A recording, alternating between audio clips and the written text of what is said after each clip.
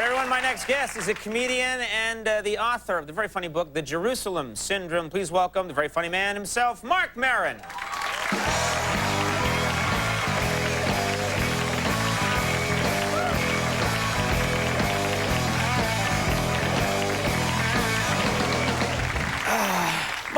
Marc, how are you? Band. How are things? How's it going? What do you mean, how are things? Look around. We're in trouble. This looks beautiful right here. No, I mean, well, actually, I should rethink that. You know, I have been thinking about it. Yeah. And I've been watching the news, Right. and I've decided that I don't care what anybody says. I think that George Bush is absolutely the right president to oversee the end of the world. I think he'll do it quickly, efficiently, and with resolve, and that comforts me. Do you like President Bush? Well, you know, it's not that I don't like him. You know, I don't think he's smart enough to be evil. You know, but I find like it's hard to hate him because he's got this weird man-child quality. You know what I mean? He's like the idiot son of an evil genius. You know, and he's here to run the store. You know, I don't. You know. Wow. It's not that I hate him or anything. It's He's just got a very likable quality. Well, you sort of want him to just, you know, you're kind of rooting for him. You're like, come on, you can get through it. You know, like when he finishes talking, do you ever get that feeling where you're like, good for you?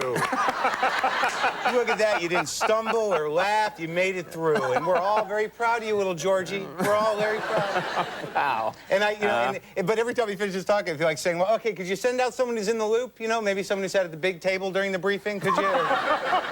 Am I being too hard on him? No, you know, everyone has their own opinions. Well, every time he tours the country, like when he comes to New York, he always, the first stop, elementary school. Always. He always stops at elementary school. And why do you think that is? What's that about? I think he feels received and understood there. I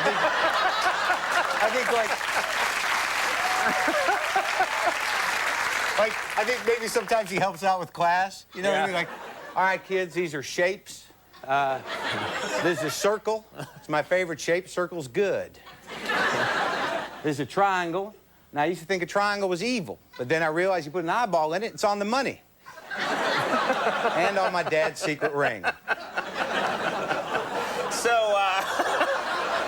Look at that. They know the secret club. They know what's going on. Yes, you understand. It's a big conspiracy. It involves the Shriners, Radio Shack, and McDonald's. I didn't realize they were all together on that one. Tied up. What do you think's going to happen? What's going to happen in the world? I'm not sure, but, you know, I got a question. When's Jesus coming back? What has to happen, okay? I'm a Jew and I'm getting antsy. You know what I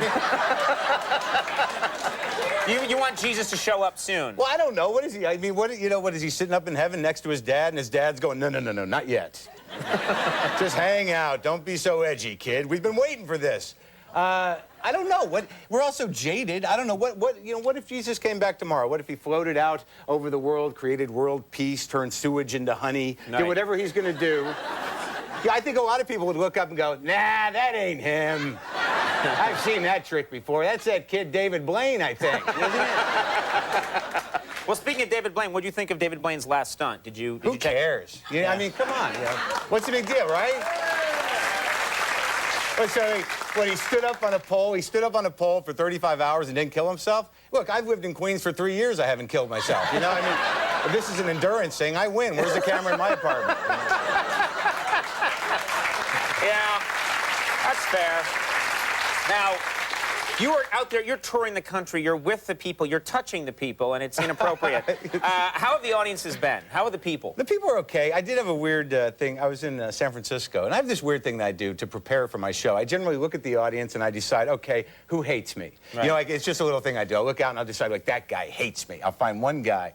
And it was weird, because in San Francisco, I'm on stage, I'm headlining, and this biker walks in, like a real biker, full-on leather, long hair. He had the teardrop tattoos, which means, like, he killed people in prison, you know? Right. He had the girlfriend that had the permanent, like, don't hit me face, you know? And, like, he's sitting there right in the center of the room, and every time I look at him, he's just like this, you know, just like...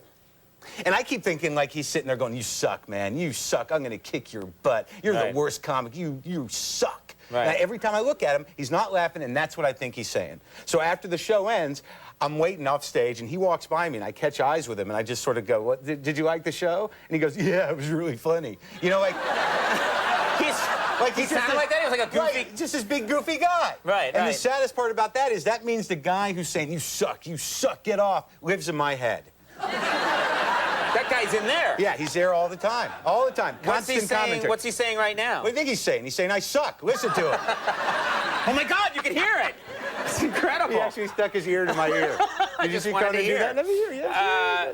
So he's always there. Yeah, he's always there. But I think I'm crazy, and like I always, like I don't know. Do you ever ask yourself like what kind of man am I? Do you ever say that to yourself? Like often. You do? Yeah. I figured out a way that real sort of quiz you can give yourself to really figure out what kind of man you are.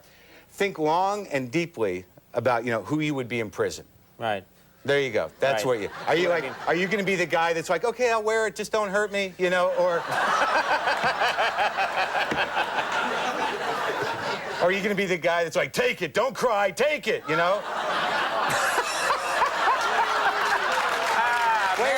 Yeah. Or there's a third choice. Yeah. Or are you going to be the guy that's like, look, I'll get you cigarettes, drugs, whatever you need, just stay away from my ass, okay? Right, just anything. Right. Are you going to be that guy? I think I'm the I'll wear it, don't hurt me guy. I wish I wasn't. I'd like to think I was number three is the better one to be. Obviously, I have a fear too that I might be number one, because we all have an inner girl, all men, we do. You just don't want it to come out at the wrong time. Mine happens to be a bitch, and her name's Jill, and she has an eating disorder. But that's me, And it's weird because every once in a while, the guy who's always up there going, you suck, man, get off stage. Sometimes he goes, I'm gonna screw Jill, and I'm like, all right. So I got to be like, all right, just wait till I'm asleep. I can't stop it if you're gonna do it, Well, you need to get a lot of help and fast.